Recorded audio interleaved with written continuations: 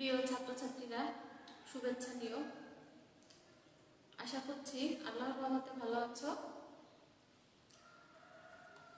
অর্থনীতি ক্লাসে আমি তোমাদের সাথে আছি, ইসরাত তানিয়া, প্রভাষক অর্থনীতি, কাজী জহুরুল হক কলেজ। গত ক্লাসে তোমাদেরকে বাজার এবং বাজার শ্রেণীবিভাগ সম্পর্কে পড়িয়েছিলাম এবং ফার্ম ও শিল্প সম্পর্কেও মোটামুটি ধারণা প্রদান করেছিলাম এবং তোমাদের বলেছিলাম যে এই বাজারের প্রকারভেদ বুঝতে বা বাজার, ফার্ম, শিল্প ইত্যাদি বিষয় সম্পর্কে বুঝতে যদি কারো কোনো সমস্যা থাকে তাহলে আমাকে মেসেঞ্জারে জানাবে। তো কেউই তেমন জানাওনি, তো এতে আমি বুঝতে পেরেছি যে হয়তোবা তোমরা সবাই বুঝেছো বাজার, বাজারের শ্রেণীবিভাগ, ফার্ম এবং শিল্প সম্পর্কে। তো আজ আমি তোমাদেরকে ভারসাম্য অর্থাৎ ফার্ম বা উৎপাদন প্রতিষ্ঠানের ভারসাম্য সম্পর্কে শেখাবো। তার সাথে সাথে পূর্ণ প্রতিযোগিতামূলক বাজারে কোনো ফার্ম বা কোনো উৎপাদনকারী প্রতিষ্ঠান কিভাবে ভারসাম্য অর্জন করে, অর্থাৎ কি তার ভারসাম্য দাম, পরিমাণ কত হয় এবং মুনাফা কিভাবে বের করতে হয়, এই বিষয় সম্পর্কে তোমাদের শেখাবো। আমি একটু দেখে নিচ্ছি তোমরা দেখতে পাচ্ছ কিনা বা শুনতে পাচ্ছ কিনা।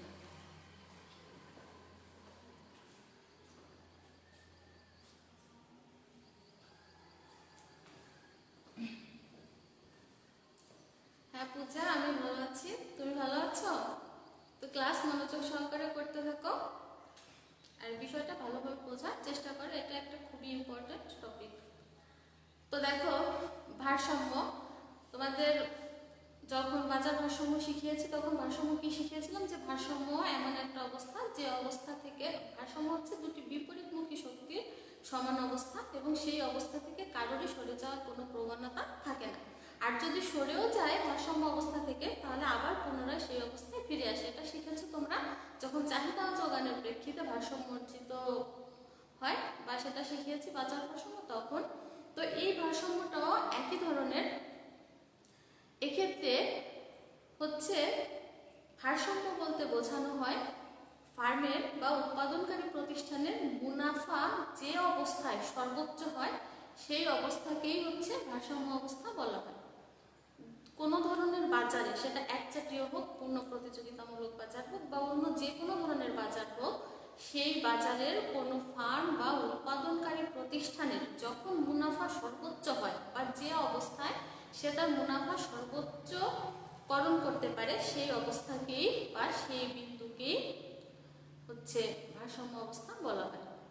দেখো, কোনো ফার্ম বা উৎপাদনকারী প্রতিষ্ঠান কি জন্য উৎপাদন কাজ পরিচালনা করে? মুনাফা অর্জনের জন্য। মুনাফা সর্বোচ্চকরণের লক্ষ্যকে সামনে রেখেই কিন্তু কোনো ফার্ম বা উৎপাদনকারী প্রতিষ্ঠান তার উৎপাদন কার্যক্রম পরিচালনা করে। তো এই যে মুনাফা সর্বোচ্চকরণের লক্ষ্যকে সামনে রেখে উৎপাদন করলো, তাহলে নিশ্চয়ই তার যে অবস্থায় বা যে বিন্দুতে মুনাফা সর্বোচ্চ হবে সেই অবস্থায় সে তার উৎপাদন নির্ধারণ করবে এবং সেই অবস্থাকেই ভারসাম্য অবস্থা বলা হয়ে থাকে। তো উৎপাদনকারী প্রতিষ্ঠানের কোথায় ভারসাম্য অর্জিত হয়? যে অবস্থায় তার মুনাফা সর্বোচ্চ হয় সেই অবস্থায় ভারসাম্য অর্জিত হয়। তবে দেখো, স্বল্পকালে, তোমরা স্বল্পকাল দীর্ঘকাল সম্পর্কে জেনেছো আগেই, তো স্বল্পকালে কিন্তু উৎপাদন প্রতিষ্ঠান তার স্থির যে উপকরণগুলো আছে সেই উপকরণগুলো পরিবর্তন সাধন করতে পারে না, অর্থাৎ স্থির উপকরণগুলো বাড়াতে বা কমাতে পারে না। এই জন্য উৎপাদনকারী প্রতিষ্ঠান উৎপাদন করুক বা না করুক, অর্থাৎ উৎপাদন বন্ধ যদি করে দেয় তাহলেও কিন্তু তার স্থির ব্যয়ের সমান ব্যয় বহন করতে হয়।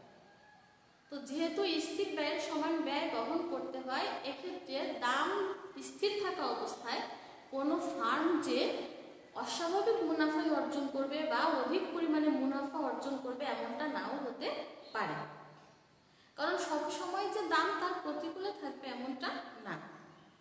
এই দাম প্রদত্ত অবস্থায় দাম কখনো যদি প্রতিকূল হয় তো সেক্ষেত্রে কিন্তু স্থির ব্যয়ের সমান, অর্থাৎ যে স্থির ব্যয়টা সেই স্থির ব্যয়টা যদি না উঠে আসে বা স্থির ব্যয়টা উঠে আসলেও পরিবর্তনশীল ব্যয়টা উঠে না আসে, এরকম করে যদি হচ্ছে মোট আয়ের চেয়ে মোট ব্যয় বেশি হয়ে যায় তাহলে কিন্তু সে মুনাফা অর্জন করতে পারবে না।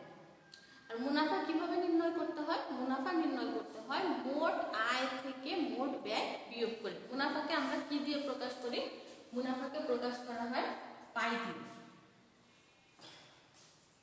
পাই দিয়ে কি বোঝানো হয়? মুনাফা। তো মুনাফা পাই ইকুয়াল হচ্ছে টি আর মাইনাস টি সি। টি দিয়ে টোটাল রেভিনিউ, টি সি দিয়ে হচ্ছে টোটাল কস্ট, অর্থাৎ মোট আয় টি আর দিয়ে বোঝানো আর মোট ব্যয় টি সি দিয়ে বোঝানো। এই মোট আয় থেকে মোট ব্যয় বিয়োগ করে মুনাফা পাওয়া যায়। তো যে অবস্থায় এই মুনাফার পরিমাণ সর্বোচ্চ হয়, তো মুনাফার পরিমাণ সর্বোচ্চ হলে কি হতে হবে? টি আর থেকে টি সি কম হতে হবে, অর্থাৎ মোট আয় থেকে মোট ব্যয় কম হতে হবে। যে অবস্থায় মোট আয় থেকে মোট ব্যয় সবচেয়ে বেশি কম হবে সেই অবস্থায় কিন্তু ফার্ম ভারসাম্য অর্জন করবে। তো এই হচ্ছে উৎপাদনকারী প্রতিষ্ঠানের ভারসাম্য অবস্থা। এবার আমরা পূর্ণ প্রতিযোগিতামূলক বাজারের ভারসাম্য অবস্থা সম্পর্কে শিখব। তো তোমরা জানো যে পূর্ণ প্রতিযোগিতামূলক বাজার হচ্ছে যে বাজারে অসংখ্য ক্রেতা বিক্রেতা সমজাতীয় দ্রব্য ক্রয় বিক্রয় করে এবং বাজার সম্পর্কে ক্রেতা এবং বিক্রেতার পূর্ণ জ্ঞান থাকে, সেই বাজারকে পূর্ণ প্রতিযোগিতামূলক বাজার বলে। তো এই পূর্ণ প্রতিযোগিতামূলক বাজারে ও একই পদ্ধতিতে ভারসাম্য নির্ধারিত হবে, অর্থাৎ পূর্ণ প্রতিযোগিতামূলক বাজারে কোনো ফার্ম বা উৎপাদনকারী প্রতিষ্ঠানের যে অবস্থায় মোট আয়ের চেয়ে মোট ব্যয় কম হবে, সবচেয়ে কম হবে, অর্থাৎ মুনাফা সর্বোচ্চ হবে, সেই অবস্থায় সে ভারসাম্যে পৌঁছাবে। তো এই ভারসাম্যে পৌঁছানোর জন্য দুইটা শর্ত হচ্ছে পালন করতে হয়, সেই শর্তগুলো আমরা এখন দেখব।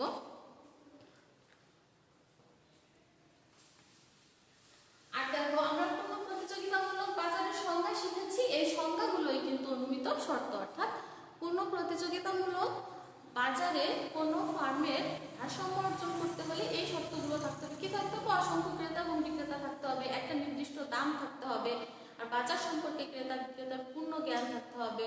এই সমস্তই হচ্ছে পূর্ণ প্রতিযোগিতামূলক বাজারে কোনো ফার্মের ভারসাম্য অর্জনের অনুমিত শর্ত। তো দেখো, তো এই পূর্ণ প্রতিযোগিতামূলক বাজারে কোনো ফার্ম ভারসাম্য অর্জন করার জন্য এই শর্তগুলো পালন করতে হয়। তো সেই শর্ত হচ্ছে, প্রথম 1 নম্বর শর্তকে বলে প্রয়োজনীয় শর্ত।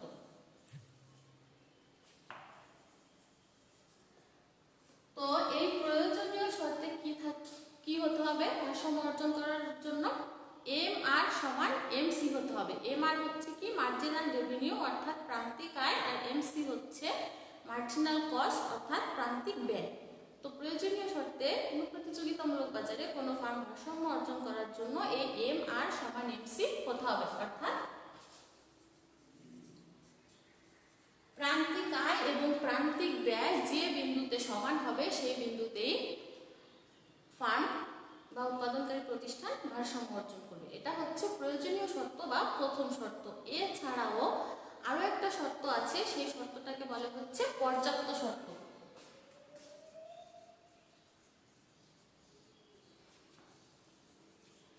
পর্যাপ্ত শর্ত বা 2 নম্বর শর্ত হচ্ছে এমসি এর ঢাল গ্রেটার দ্যান এমআর এর ঢাল।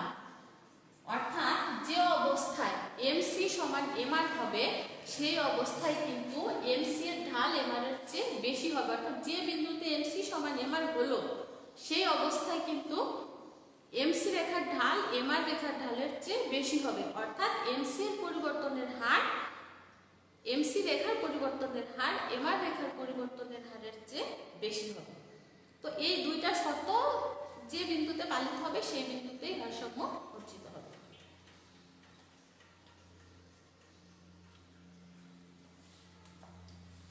আরেকটা বিষয় দেখো, যেহেতু স্বল্পকালে উৎপাদনকারী প্রতিষ্ঠান সমস্ত উপকরণের পরিবর্তন সাধন করতে পারে না, সেহেতু পূর্ণ প্রতিযোগিতামূলক বাজারে কোনো ফার্ম স্বল্পকালে শুধু যে অস্বাভাবিক মুনাফা অর্জন করবে এমনটা নাও হতে পারে। তো স্বল্পকালে পূর্ণ প্রতিযোগিতামূলক বাজারে কোনো ফার্ম স্বাভাবিক মুনাফা অর্জন করতে পারে, অস্বাভাবিক মুনাফা অর্জন করতে পারে, আবার তার ক্ষতিও হতে পারে। তো এই ক্ষতি স্বীকার করে সে উৎপাদন চালিয়েও যেতে পারে, আবার উৎপাদন বন্ধও করে দিতে পারে। সেটা হচ্ছে তার পারিপার্শ্বিক অবস্থার প্রেক্ষিতে, অর্থাৎ যে পরিবর্তনশীল ব্যয়টা আছে সেই ব্যয়ের প্রেক্ষিতে নির্ধারিত হয় যে সে ক্ষতি স্বীকার করে উৎপাদন চালিয়ে যাবে নাকি উৎপাদন বন্ধ করে দেবে। তো আমি চিত্রগুলো আঁকার আগে আবার একটু দেখে নেই তোমরা দেখতে পাচ্ছ কিনা।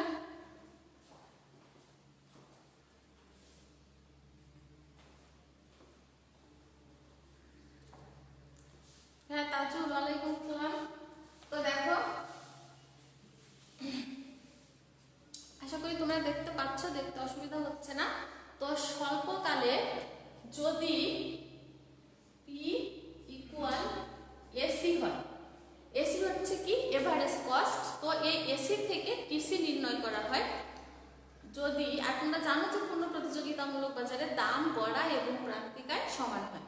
তো এই জন্য যদি পি সমান এসি হয়, অর্থাৎ দাম এবং গড় ব্যয় এই দুইটা সমান হয়, এসি হচ্ছে গড় ব্যয়, তো গড় ব্যয় থেকে মোট ব্যয় নির্ণয় করা যায়। তো এক্ষেত্রে এই দাম আর গড় ব্যয় যদি সমান হয় তাহলে মোট আয় এবং মোট ব্যয়ও সমান হয়। তো সেক্ষেত্রে ফার্ম স্বাভাবিক মুনাফা অর্জন করে। এক্ষেত্রে কি হয়, স্বাভাবিক মুনাফা অর্জিত হয়।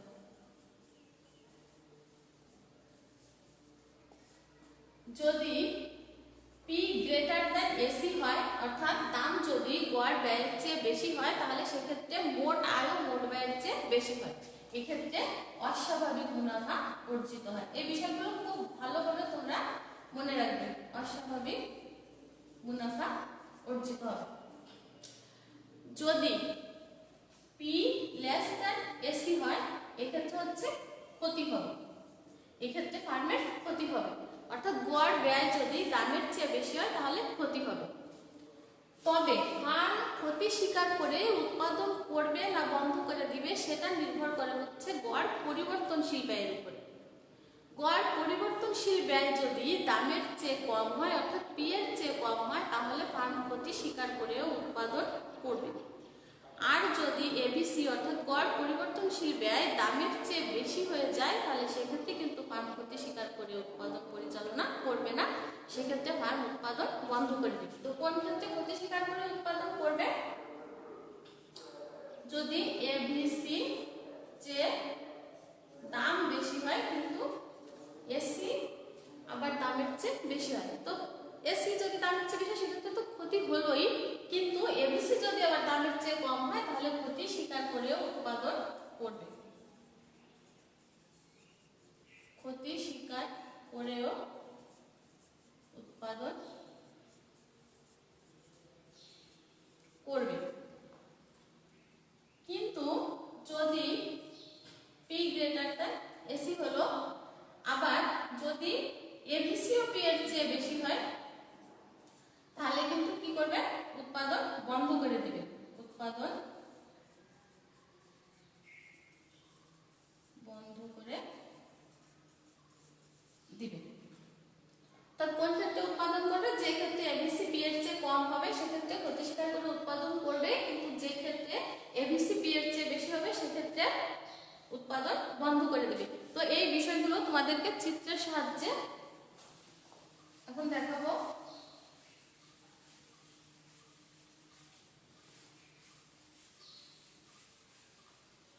তোমরা গড় আয়, প্রান্তিক আয়, গড় ব্যয়, প্রান্তিক ব্যয় ইত্যাদি রেখা আঁকা শিখেছ। তো দেখো, আমরা প্রথমে স্বাভাবিক মুনাফার চিত্র দেখব, তার পাশাপাশি আমরা ভারসাম্য কিভাবে অর্জিত হয় সেটাও শিখব। তো ভূমি অক্ষে কিউ অর্থাৎ কোয়ান্টিটি অর্থাৎ উৎপাদনের পরিমাণ, ভূমি অক্ষে উৎপাদনের পরিমাণ, এবং লম্ব অক্ষে আমরা পি অর্থাৎ প্রাইস দাম, আর অর্থাৎ রেভিনিউ অর্থাৎ সকল ধরনের রেভিনিউ বা সকল ধরনের আয়, সেটা মোট হতে পারে, গড় হতে পারে এবং প্রান্তিকও হতে পারে, সমস্ত ধরনের আয়, এবং সি কস্ট অর্থাৎ সমস্ত ধরনের ব্যয়, সেটা মোট ব্যয়, গড় ব্যয়, প্রান্তিক ব্যয়, যে কোনো ধরনের ব্যয় হতে পারে। মোট কথা সমস্ত ধরনের ব্যয় আমরা লম্ব অক্ষে দেখাবো, সমস্ত ধরনের আয় এবং দামও আমরা লম্ব অক্ষে দেখাবো, আর উৎপাদনের পরিমাণ আমরা ভূমি অক্ষে দেখাবো। তো পূর্ণ প্রতিযোগিতামূলক বাজারে তোমরা জানো যে দাম, গড় আয় এবং প্রান্তিক আয় সমান হয় এবং সেটা ভূমি অক্ষের সমান্তরাল হয়। যে ভূমি অক্ষের সমান্তরাল পি ইকুয়াল এ আর ইকুয়াল এম আর রেখা, এটা হচ্ছে দাম, গড় আয় এবং প্রান্তিক আয় রেখা। কি পড়েছি যে এম আর সমান এমসি হতে হবে। তো এটা যদি এম আর রেখা হয় তাহলে যে বিন্দুতে এমসি এটাকে ছেদ করবে সেই বিন্দু আমাদের ভারসাম্য বিন্দু হবে। আর এমসি এর আকৃতি কেমন সেটাও তোমরা জানো। তো এমসি এর আকৃতি এরকম হয়, এটা এমসি। তাহলে এম আর এমসি ছেদ করলো কোথায়? এই বিন্দুতে ছেদ করেছে। এই বিন্দুর নাম আমরা ই বিন্দু দিয়ে দিলাম। তো ই বিন্দু হচ্ছে ভারসাম্য বিন্দু। ই বিন্দু কি? ভারসাম্য বিন্দু। তো দেখো এই ই বিন্দুতে কিন্তু এমসি রেখার ঢাল এম আর রেখার ঢালের সমান হয়েছে, অর্থাৎ এমসি এর পরিবর্তনের হার কিন্তু এম আর এর পরিবর্তনের হারের চেয়ে বেশি। তার পাশাপাশি এমসি রেখা এম আর রেখাকে নিচের দিক থেকে ছেদ করে উপরের দিকে উঠেছে। ফলে ভারসাম্যের দুইটা শর্ত এই বিন্দুতে পালিত হয়েছে। ফলে এই বিন্দুকে বলা যায় ভারসাম্য বিন্দু।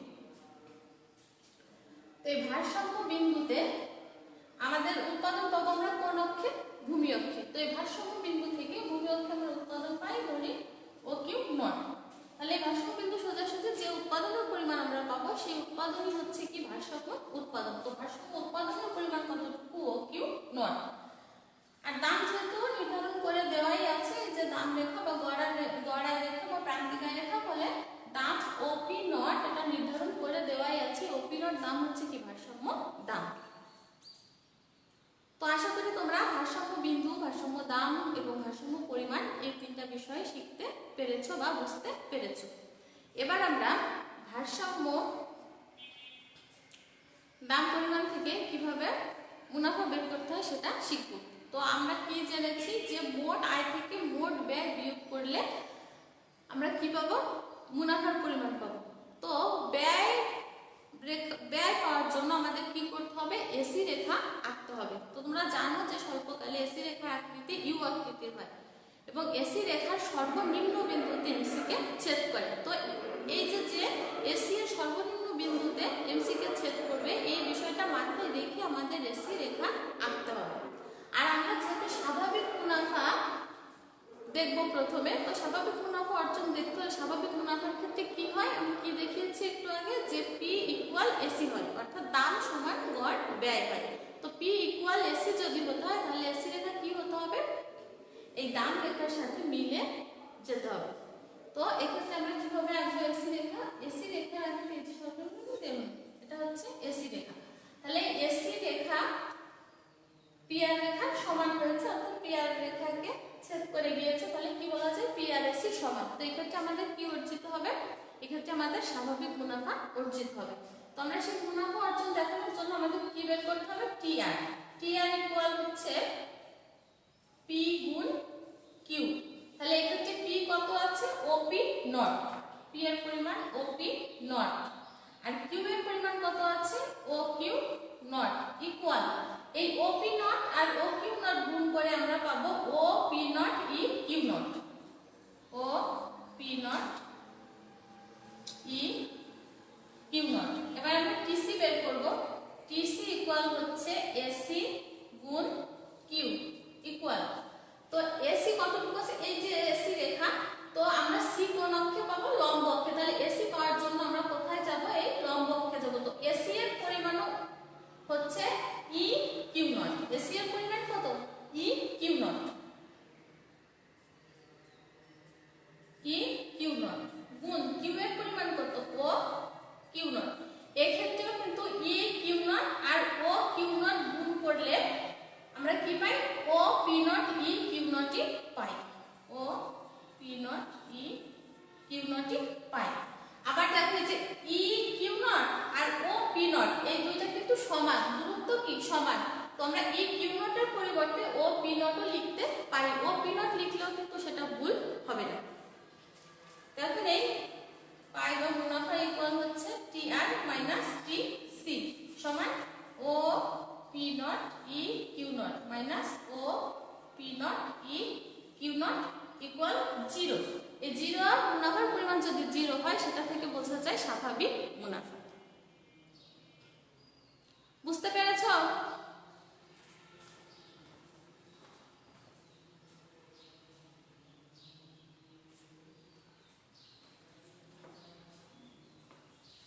আশা করি বুঝতে পেরেছো। এবার তোমাদেরকে অস্বাভাবিক মুনাফা দেখাবো।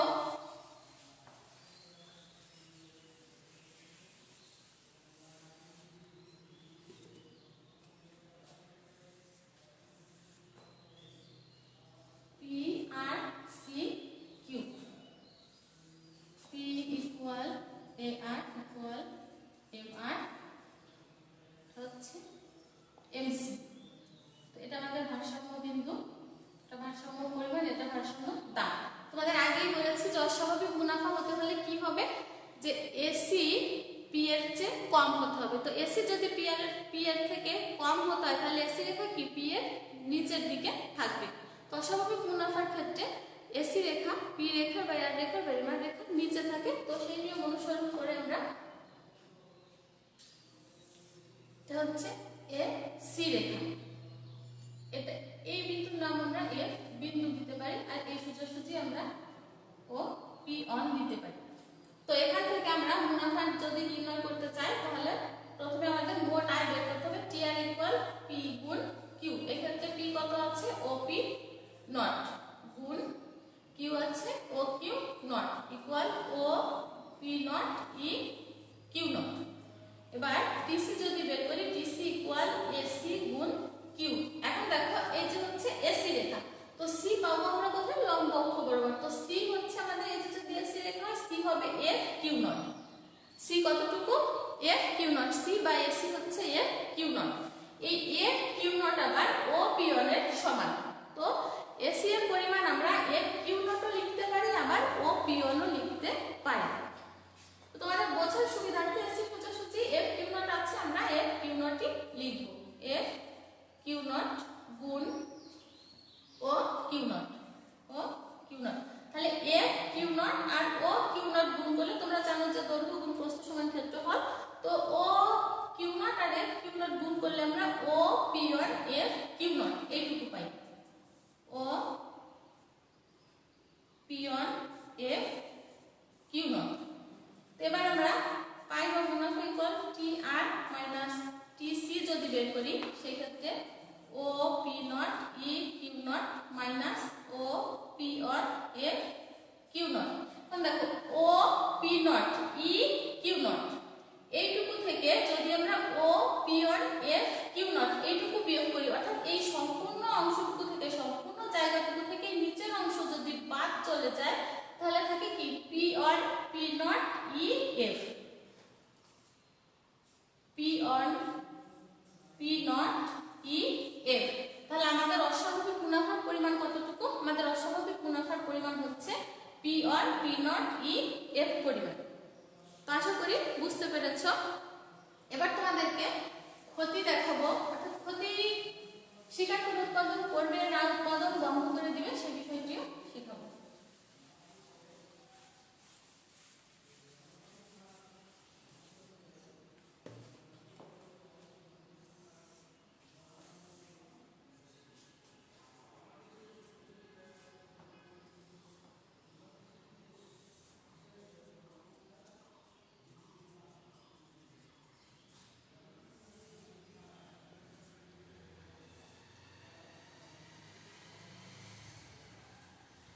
ক্ষতি হতে হলে কি হতে হয়, এসি বা গড় আয় পি বা দামের চেয়ে বেশি হয়। যখন ক্ষতি হয় তখন আয় না গড় ব্যয়, এসি বা গড় ব্যয় পি বা দাম বা গড় আয়ের চেয়ে বেশি হয়। তো যদি গড় ব্যয় দামের চেয়ে বেশি হতে হয় তাহলে গড় ব্যয় রেখা অবশ্যই কি দাম রেখার উপর দিয়ে যাবে, সেজন্য এটা হচ্ছে এসি রেখা। তো এবার আমরা এসি কোথায় পাবো, এসি পরিমাণ নির্ধারণ করতে হলে আমাদের এই পর্যন্ত যেতে হবে। এখানে আমরা পি ওয়ান লিখতে পারি, এখানে আমরা এফ লিখতে পারি। তো দেখো এখন যদি আমরা মোট আয় বের করি, এখান থেকে কিভাবে বের করবো, টি আর ইকুয়াল পি গুণ কিউ। তাহলে পি আছে কতটুকু, ও পি নট, আর কিউ আছে O Q naught equal O P naught E Q naught. T C equal হচ্ছে এসি গুণ কিউ। এখন এসি এর পরিমাণ এই যে হচ্ছে এসি রেখা, এসি এর পরিমাণ আমরা এফ কিউ নট পাবো। এই এফ কিউ নট আবার কিন্তু ও পি অন এর সমান। তো আমরা এফ কিউ নটও লিখতে পারি, আবার ও পি অনও লিখতে পারি। তো এফ কিউ নট গুণ ও কিউ নট তো কত হয়, O P on F Q naught. এবার মুনাফা বের করতে হলে T R minus T C equal O P naught E Q naught minus O P on F Q naught. তো তোমরা জানো যে ছোট এক্ষেত্রে কি হবে minus P naught P on F E. তো এইটুকু হচ্ছে কি যেহেতু ঋণাত্মক চিহ্ন এসেছে ফলে আমরা কি বুঝবো যে এই ক্ষেত্রে ক্ষতি হয়েছে, মুনাফা হয়নি বরং কি হয়েছে ক্ষতি হয়েছে। এখন এই ক্ষতি স্বীকার করে উৎপাদন করবে না বন্ধ করে দিবে সেটা নির্ভর করে কিসের উপরে, গড় পরিবর্তনশীল ব্যয়ের উপরে। তোমরা জানো যে স্বল্পকালে স্থির ব্যয় এবং পরিবর্তনশীল দুইটা পরিবর্তনশীল ব্যয় দুই ব্যয় বহন করতে হয়, এজন্য এটা নির্ভর করে হচ্ছে গড় পরিবর্তনশীল ব্যয়ের উপরে। তো গড় পরিবর্তনশীল ব্যয়ের আকৃতিও কিন্তু ইউ আকৃতি, তোমরা সেটাও জানো। তো এবার আমরা আরো কি জেনেছি যে যদি ক্ষতি স্বীকার করে উৎপাদন করে তাহলে সেক্ষেত্রে গড় পরিবর্তনশীল ব্যয় অবশ্যই দামের চেয়ে কম হতে হবে। তো গড় পরিবর্তনশীল ব্যয় যদি দামের চেয়ে কম হতে হয় তাহলে সেই রেখা আমাদের কিভাবে আঁকতে হবে, দাম রেখার নিচ দিয়ে আঁকতে হবে বা নিচে আঁকতে হবে। এই যে এটা হচ্ছে এ বি সি। তো এ বি সি এর পরিমাণ আমরা কিভাবে নির্ণয় করব, এই উৎপাদনে এটা আমরা জি বিন্দু দিতে পারি, তো এটা এখানে P2 দিতে পারি OP2। তাহলে আমাদের ABC এর পরিমাণ কত হলো OP2। এবার দেখো আমি না লিখে তোমাদের একটু মুখে বলি, তোমরা খেয়াল করে চিত্রের সাথে মিলিয়ে আমার কথাগুলো একটু মনোযোগ সহকারে শোনো, তাহলে ভালো বুঝতে পারবে। দেখো গড় পরিবর্তনশীল ব্যয়ের পরিমাণ হচ্ছে জি কিউ নট। তো গড় পরিবর্তনশীল ব্যয় থেকে যদি মোট পরিবর্তনশীল ব্যয় আমরা বের করতে চাই তাহলে কি করতে হয়, দাম পরিমাণ দিয়ে গুণ করতে হয়। এভিসি কে কিউ দিয়ে গুণ করলে টিভিসি পাওয়া যায়। তো সেই ক্ষেত্রে আমরা টিভিসি কিভাবে পাবো, এভিসি থেকে আমাদের টিভিসি হবে ও পি2 জি কিউ নট। এটুকু হবে হচ্ছে আমাদের গড় মোট পরিবর্তনশীল ব্যয়। গড় পরিবর্তনশীল ব্যয় হিসাবে বললে আমাদের গড় পরিবর্তনশীল ব্যয় আছে জি কিউ নট, আর মোট ব্যয় আছে হচ্ছে আমাদের বা গড় ব্যয় আছে হচ্ছে জি কিউ নট। উৎপাদনকারী যদি উৎপাদন বন্ধ করে দেয় তাহলেও কিন্তু তার কি করতে হয়, ব্যয় বহন করতে হবে। কোন ব্যয় বহন করতে হবে, স্থির ব্যয়। তোমাদের স্থির ব্যয় কতটুকু আছে, স্থির ব্যয় আছে হচ্ছে এফ কিউ নট, কারণ গড় ব্যয় থেকে গড় পরিবর্তনশীল ব্যয় বিয়োগ করলে কিন্তু গড় স্থির ব্যয় পাওয়া যায়। তাহলে এইটুকু যদি মোট ব্যয় হয় আর এইটুকু যদি গড় ব্যয় হয় তাহলে আমাদের স্থির ব্যয় কতটুকু এফ, এইটুকু যদি গড় ব্যয় এইটুকু গড় পরিবর্তনশীল ব্যয় হয় তাহলে গড় ব্যয় হবে হচ্ছে এফ জি পরিমাণ। তাহলে উৎপাদনকারী যদি উৎপাদন বন্ধ করে দেয় তাহলে তার ব্যয় বহন করতে হবে কতটুকু, এফ জি পরিমাণ, অর্থাৎ এফ জি পরিমাণ ক্ষতি তার হবে যদি উৎপাদন বন্ধ করে দেয়। আর যদি উৎপাদন চালিয়ে যায় তাহলে তার নিট ক্ষতি কতটুকু হচ্ছে, এই যে তাহলে তার ক্ষতি হচ্ছে ই এফ পরিমাণ। উৎপাদন চালিয়ে গেলে ক্ষতি হবে ই এফ পরিমাণ এবং বন্ধ করে দিলে ক্ষতি হবে হচ্ছে জি এফ পরিমাণ। তাহলে সেক্ষেত্রে অবশ্যই সে তার উৎপাদন চালিয়ে যাবে, কারণ উৎপাদন চালিয়ে গেলে তার স্থির ব্যয়ের কিছু অংশ, পরিবর্তনশীল ব্যয় সহ স্থির ব্যয়ের কিছু অংশ তার উঠে আসবে, ফলে উৎপাদনকারী উৎপাদন চালিয়ে যাবে।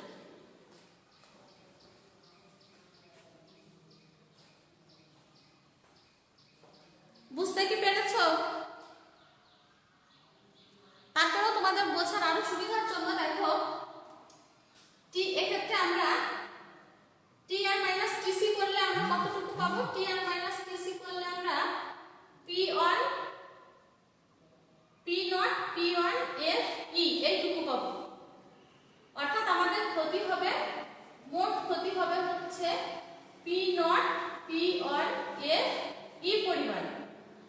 যদি বন্ধ করে দেয় উৎপাদন, বন্ধ করলে ক্ষতি হবে স্থির ব্যয়ের সমান। তোমাদের স্থির ব্যয় কতটুকু, এই মোট ব্যয় থেকে পরিবর্তনশীল ব্যয়টুকু বিয়োগ করলে কিন্তু আমাদের স্থির ব্যয় আমরা পাবো। তো সেক্ষেত্রে বন্ধ করলে কত হবে, P2 P1 F G পরিমাণ, P2 P1 F G পরিমাণ। তাহলে দেখো উৎপাদন বন্ধ করলে ক্ষতি হবে P2 P1 F G পরিমাণ, আর যদি চালিয়ে যায় তাহলে ক্ষতি হবে P1 P0 P1 F E পরিমাণ। তাহলে যেহেতু উৎপাদন চালিয়ে গেলে ক্ষতির পরিমাণ কম হচ্ছে সেহেতু উৎপাদনকারী কি করবে, উৎপাদন চালিয়ে যাবে। তাহলে কোন অবস্থায় উৎপাদনকারী উৎপাদন চালিয়ে যাবে, যে অবস্থায় পরিবর্তনশীল ব্যয় দামের চেয়ে কম হবে, অর্থাৎ মোট ব্যয়টা দামের চেয়ে বেশি হলেও পরিবর্তনশীল ব্যয় যদি দামের চেয়ে কম হয়, অর্থাৎ এ বেশি যদি বি এর চেয়ে কম হয়, সেক্ষেত্রে উৎপাদনকারী ক্ষতি স্বীকার করেও উৎপাদন চালিয়ে যাবে।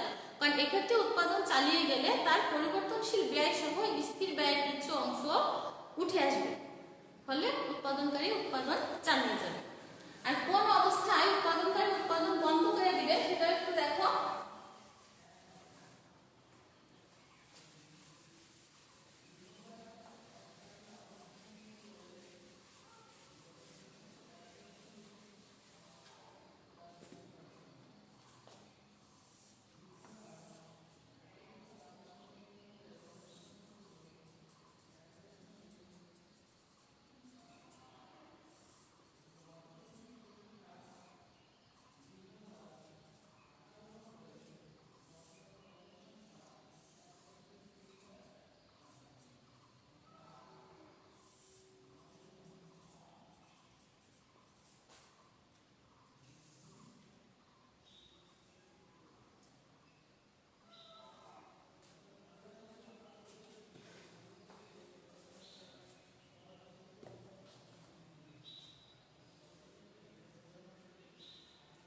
এবার দেখো, তো আগের দুইটা চিত্র যদি বুঝে থাকো তাহলে এই চিত্রটাও তো খুব সহজে বুঝতে পারছো যে এখান থেকে বোঝা যাচ্ছে যে মোট আয় কত হবে, মোট ব্যয় কত হবে।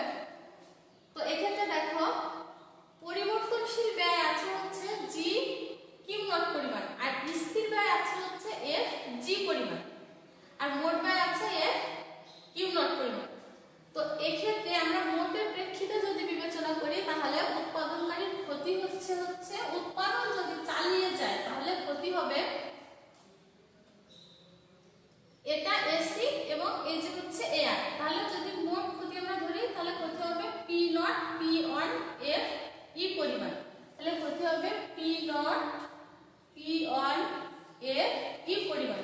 কারণ টিসি যদি টিআর যদি করি তাহলে আমাদের টিআর আসবে, এই যে সম্পূর্ণ অংশটুকু, টিসি আসবে এই সম্পূর্ণ অংশটুকু, তাহলে এইটুকু থেকে এইটুকু বিয়োগ করলে আমরা P naught P on F ই পরিমাণ আমাদের ক্ষতি হবে উৎপাদন চালিয়ে গেলে। আর যদি উৎপাদন বন্ধ করে দেয় তাহলে ক্ষতি হবে কতটুকু? উৎপাদন বন্ধ করলে কিন্তু শুধু স্থির ব্যয়ের সমান ক্ষতি হবে। আমাদের স্থির ব্যয় কতটুকু আছে, এটুকু যদি এবিসি হয় তাহলে আমাদের স্থির ব্যয় আছে হচ্ছে জি কিউ নট পরিমাণ। তাহলে আমাদের ক্ষতি হবে O P two G Q naught পরিমাণ। তাহলে চালিয়ে গেলে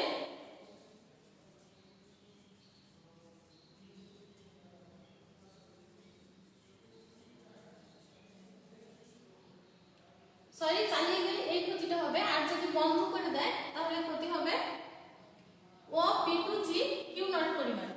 অর্থাৎ স্থির ব্যয় পরিবর্তনশীল ব্যয়ের সমান ক্ষতি হচ্ছে, ফলে এক্ষেত্রে উৎপাদনকারী কি করবে? যদি উৎপাদন চালিয়ে যায় তাহলে তার ক্ষতি বেশি হচ্ছে, আর উৎপাদন বন্ধ করে দিলে তার ক্ষতির পরিমাণ কম হচ্ছে। কারণ বন্ধ করে দিলে শুধু স্থির ব্যয়, তাহলে তার স্থির ব্যয় কতটুকু? স্থির ব্যয় হচ্ছে, আমার একটু বলা ভুল হয়ে গেছে, আমি মনে হয় আগেরটার সাথে এটা মিশে গেছে। তো স্থির ব্যয় হচ্ছে P two P one F G পরিমাণ, এইটুকু পরিমাণ হচ্ছে তার স্থির ব্যয়। তো যদি উৎপাদন বন্ধ করে দেয় তাহলে তার স্থির ব্যয়ের সমান ব্যয় বহন করতে হবে, এবং সেই অংশটুকু কি? P two P one F G পরিমাণ। আর যদি চালিয়ে যায় উৎপাদন তাহলে তার ক্ষতি হচ্ছে P naught P one F E পরিমাণ। তো যেহেতু উৎপাদন বন্ধ করে দিলে তার ক্ষতির পরিমাণ কম হচ্ছে, ফলে সে কি করবে? উৎপাদন বন্ধ করে দিবে। তো এটা হচ্ছে চালিয়ে গেলে ক্ষতি এটা, আর বন্ধ করলে ক্ষতি হচ্ছে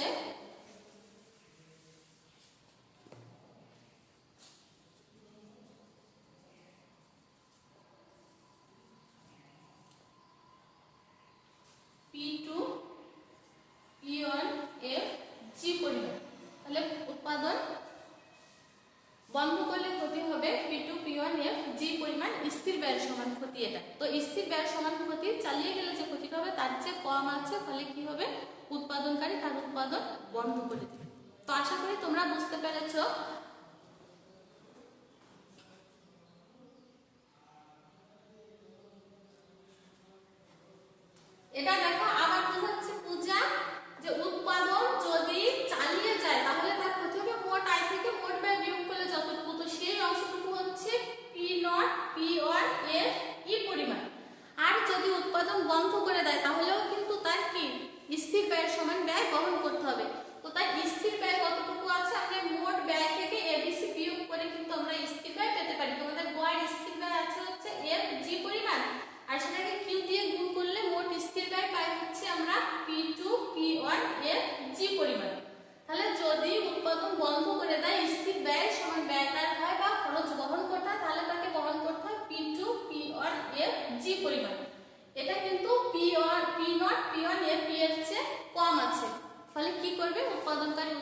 বন্ধ করে দিবে। আশা করি এটা বুঝতে পেরেছো।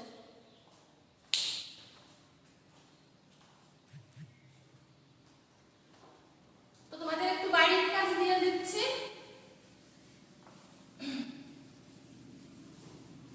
এটা করে মেসেঞ্জারে পাঠাবে। আমার হচ্ছে তোমাদের গ্রুপে না, আমার মেসেঞ্জার আইডিতে পাঠাবে।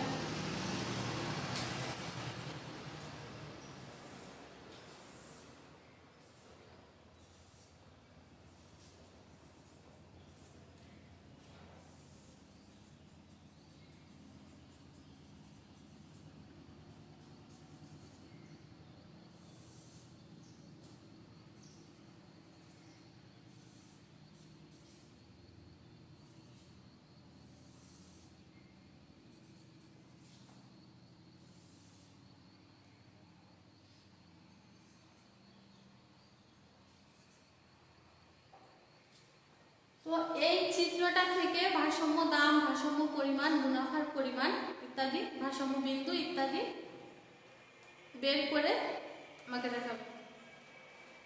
আগামী ক্লাসে নতুন বিষয় নিয়ে আলোচনা করবো। ভালো থেকো। আল্লাহ হাফেজ।